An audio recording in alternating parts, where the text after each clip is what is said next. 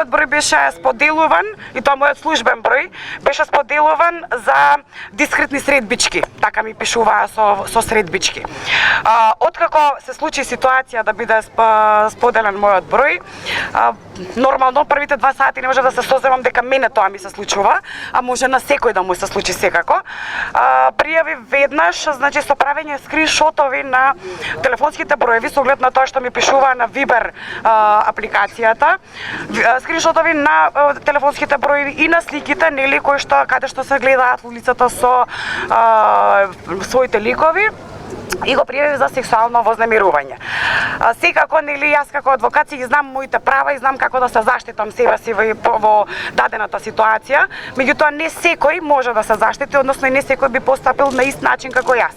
Поотаму, со оглед на тоа што кај мене за 2 часа се најдоа сторителите, се најде кој го споделил бројот, како стигнал бројот до таа апликација, односно да биде споделен. Апелирам до сите, буквално до сите институции да има еднаков третман како на жртвите кои што се лаици, односно неука странка која што реално не знае како да се заштити себе си, да постапуваат на ист начин и со еднаков третман како јас, нели, исто како со мене што знам како да се заштитам себе си.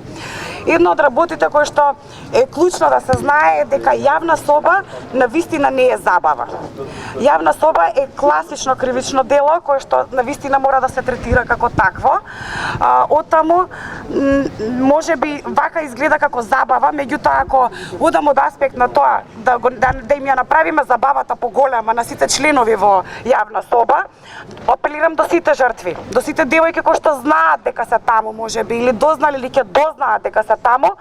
Значи, веднаш потоа следува јавување телефонско со сексуално вознемирување, веднаш после тоа следува барање за дискретна средба или пак слични ситуации. На првиот повик кој што ќе го имаат, а ќе го имаат со сигурност затоа што таа е психологијата на тие луѓе кои што членуваат во таа група, веднаш да меморираат телефонски броеви, веднаш да пријавуваат во полиција со самиот телефонски број и со скриншот од разговорот кој што се одвивал, односно барањето кое што побарано од неа.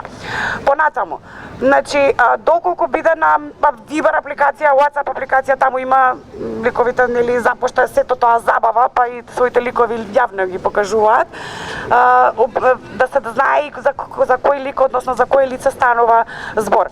Буквално, значи, доколку нема начин се уште како поинаку државата да не заштити и покрај тоа што мора, жртвите сами, барем првите чекори се тие кои што треба да ги направат. Пријавување со телефонски броеви, скриншотови на сите разговори кои што се одвиваат и со тоа во првата најблиската полициска станица, каде што јасно ќе се укаже дека станува збор за сексуално вознемирување и да бара потпишување на записник, односно примање на пријава и записник, фотокопија од записникот или барање за издавање потврда за пријавен настан. Тие се првите клучни чекори кои што треба да се преземаат за да може да се стигне до заштита некаква, затоа што доколку се укаже на тоа само дека членува во јавна соба, на вистина се уште кај нас тоа се смета дека е забава. Меѓутоа, ајде да ја направиме забавата во наводници нормално, поголема, односно пријавувајте ги со имиње, презимиња и со телефонски броеви. Секое појавување во полициска станица на било кој насилник, било кој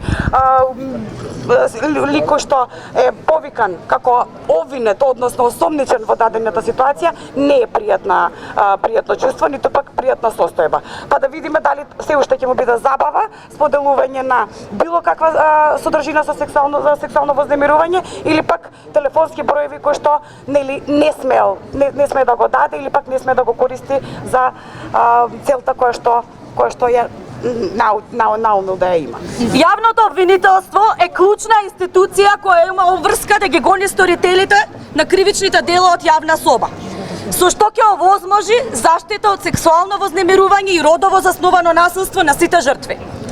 Неефикасноста на оваа институција во казнувањето на сторителите на родово засновано насилство ни е позната одамна. А овој заклучок само се потврди со случајот јавна соба. Институцијата е особено неефикасна кога станува збор за сексуално вознемирување на интернет. Па низ годината слушавме различни оправдувања за неказнување на сторителите. Нашите пријави за онлайн вознемирување и говор на омраза завршуваат со пријавувањето, без да добиеме каков било одговор или во најдобар случај основното и висшото јавно обвинителство да си ја префрлуваат топката. Јавна соба е случај на масовно и организирано сексуално вознемирување со бројни жени жртви и бројни сторители мажи, кои трае повеќе од 1 година. Кога се појави случајот, надлежните институции не убедуваат дека превземаат се во согласно со закон и дека сторителите ќе бидат санкционирани. Но после 1 година стана очигледно дека тоа нема да се случи, со што се овозможи поддршка за сторителите, а не за жртвите. Жртвите се множеа, а сторителите не се уплашија. Продолжија со сексуално вознемирување, продолжија со злоупотреба на лични податоци, продолжија со родово засновано насилство. Наместо да ги санкционираат сторителите, со што ќе спречат оваа група да продолжи да постои, ги повикаа повторно жртвите да пријават. Жртвите пријавуваа, они им велеа дека за фотографиите сами се виновни. Не, жртвите не се виновни. Виновни сте вие што не ги санкциониравте сторителите, што наместо на страна на жените, застанавте на страна на насилниците.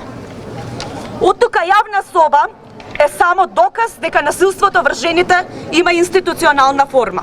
Тоа се спроведува и од страна на институциите со нивниот молк. Законските измени што ги најавувате се позитивни, но задоцнети и не се неопходни за да се санкционираат сторителите на јавна соба. И според постоечкиот кривичен законник, јавна соба е кривично дело. И по ратификацијата на Истанбулската конвенција, кривичниот законник претрпе измени, но пропуштивте да го вметнете сексуалното вознемирување како кривично дело. Бараме конечно да сватите дека насилството врз жените не е личен проблем на секоја жена, туку ваша обврска. Не ни требаат ветувања и уверувања, ни требаат санкционирани сторители и ни треба правда за жртвите. Бараме да си ги исполните обврските, поради кои добивате плати секој месец, бараме да постапувате согласно правото, а не според лични и произволни убедувања, дополнително потикнати од непотизам и корупција. Немојте да не убедувате дека институциите се спремни да не заштитуваат од родово засновано насилство. Голем дел од нас тоа го знаат и на своја кожа. Наместо ова, санкционирајте го секој полициски службеник кој нема да постапи согласно закон, кој ќе обвини жртвата или уште повеќе ќе стори насилство над жена. Бараме да им верувате на жртвите, а политичката волја да ја покажете со санкционирање на сторителите и на ниту еден друг начин. Солидарноста и емпатијата кон жртвите е првиот чекор на отпор против патриархалниот шовинизам. Поддршка за жртвите, не сте виновни и не сте сами.